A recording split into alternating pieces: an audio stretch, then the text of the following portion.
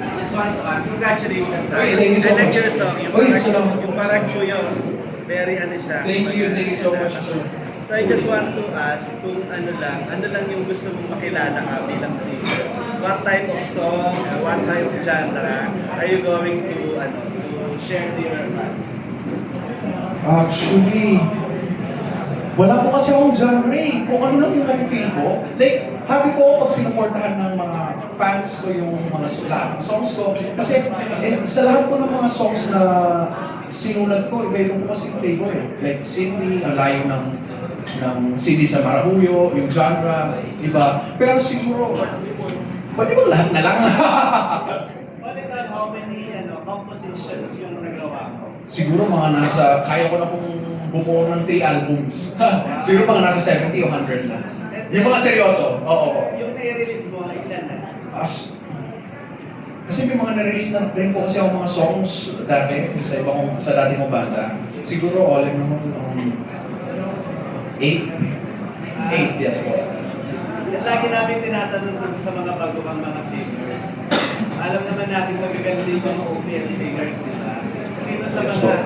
particularly female singers, Pinoy singers yung gusto mo maka-collaborate or gusto mo kumanta ng composition mo? Wow, okay, ayos yun.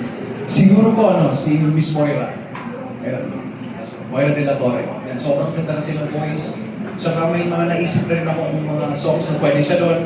Bagay yung voice niya doon.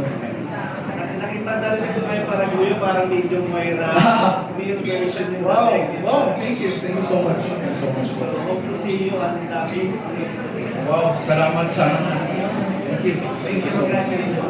Salamat po. Maraming salamat. Waltz, do you play any musical instruments?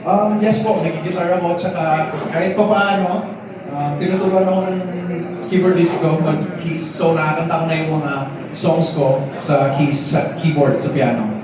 Ayun. Yes. You mentioned you composed a lot of songs na. So what age were you when you first composed a song?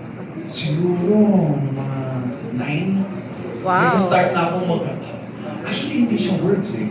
Actually, melody siya eh. Like, kinakanta ko.